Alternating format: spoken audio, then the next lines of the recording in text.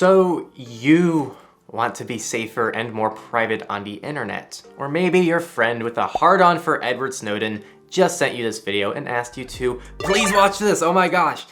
Either way, we get it. The internet has become an essential part of the modern world, but unfortunately, gathering the data we produce online has become the norm for both governments and big tech alike. There are many ways this data about you can be used, none of which serve to truly benefit you at the end of the day. So what on earth can you do about this? It's not realistic to just say, F it and go live out in the woods alone forever. Well, at least for most of you anyway. So for now, we have to take steps to mitigate these issues, where we can at least. This video is meant to be a simple, authentic guide with the 98% in mind to help you get the greatest return with the least amount of effort. So if you don't know or care what things like cell tower triangulation and X-key score are, but you cringe at the idea of the government and other entities spying on your location and private communication for power and profit, this video is for you. We're gonna go over 7 practical steps that we recommend everyone takes to protect your digital privacy and security. Enough chatter, let's go ahead and start. The first step is to ditch Google Chrome for a browser that respects your privacy. Brave is based on Chromium, the open source engine that runs Google Chrome, but without the tracking, bloatware, and other nonsense. Out of the box, Brave is faster than Chrome, blocks ads and trackers, and generally gives you the same familiar experience, but without the big data bull. For even better privacy, you can create profiles within Brave to compartmentalize certain activities.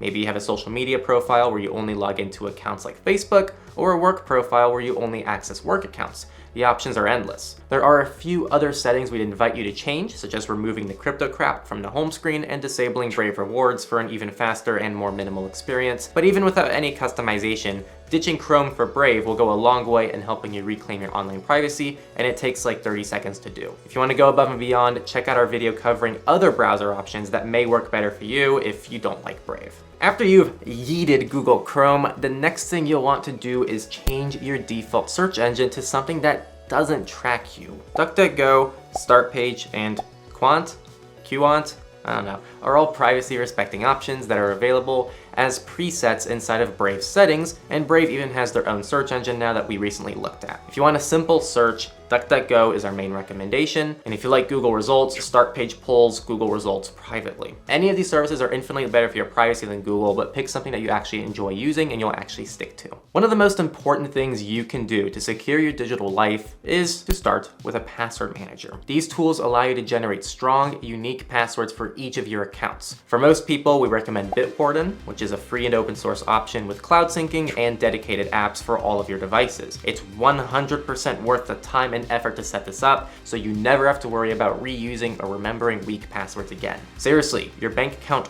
will thank you. We have a Go Incognito lesson that covers more advanced password managers for those looking to take it to the next level, and if you don't like Bitwarden for whatever reason. Next up, we have another security measure to take, protecting your online accounts to the next level. Two-factor authentication combines something you know, like a password, with something you have, like a code generated on your device. SMS 2FA is better than nothing, but it can be vulnerable to SIM swapping attacks. The safer option is to utilize an app on your phone that generates one-time passwords to provide a second verification method when logging into accounts.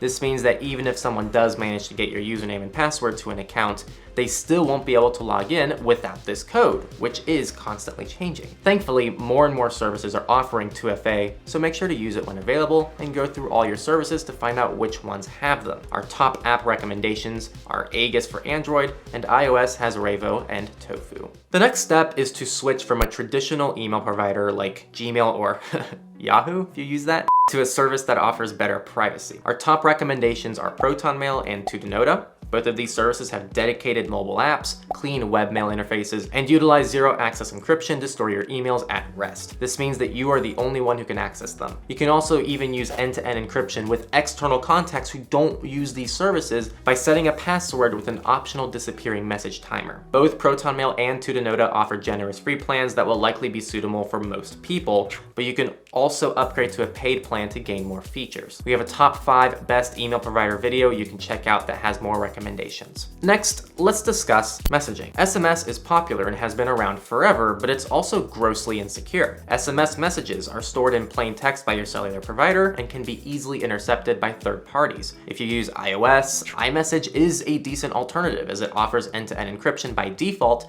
meaning only you and the recipient can read the messages. If you're on Android, Google finally introduced RCS into the default Messages app that ships with Pixel devices. However, neither of these solutions are ideal as they're currently OS specific, meaning you can't benefit from iMessage on Android or RCS on iOS, so you're always leaving out some friend.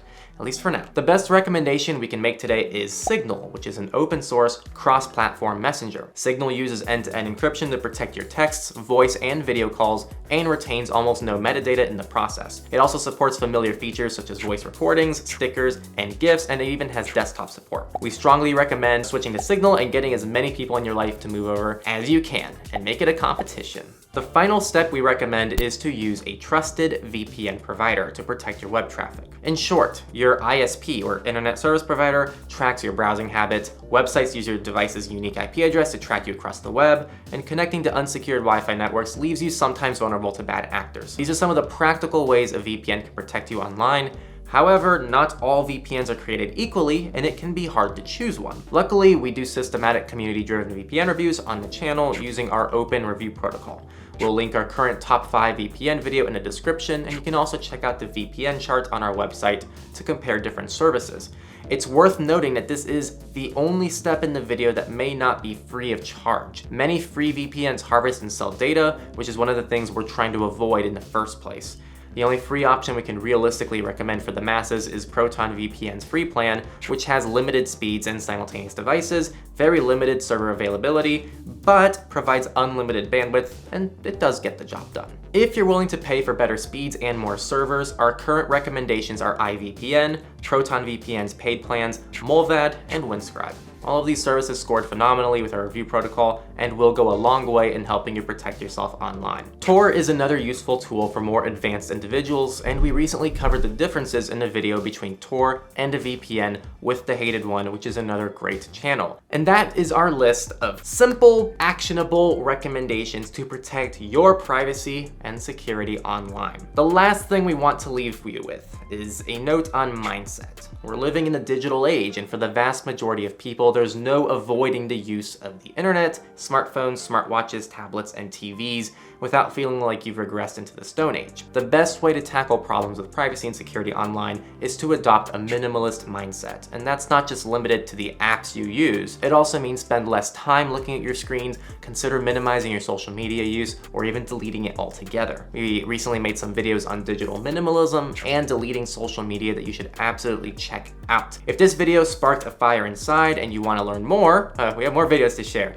We have an all-encompassing Become Anonymous guide, as well as our course Go Incognito, both of which go into much more thorough detail than this video for those of you who this really resonated with. We also even have device-specific guides if you want to learn how to bring each individual device in your life to max safety. We hope you found this video useful, and if you did, please like and subscribe and share it with your friends to prove to them that privacy is possible and that you can make a pretty big impact. If you love what we do and want to support us, please consider joining our Patreon community. That really does help us a lot. We also have many free ways to give back listed on our website, and we even accept things like Monero for those of you who want to donate to us privately. We have multiple communities you can join if you want to ask more questions and interact with other people, and yeah. Thank you for watching, everyone, and have a great rest of your day.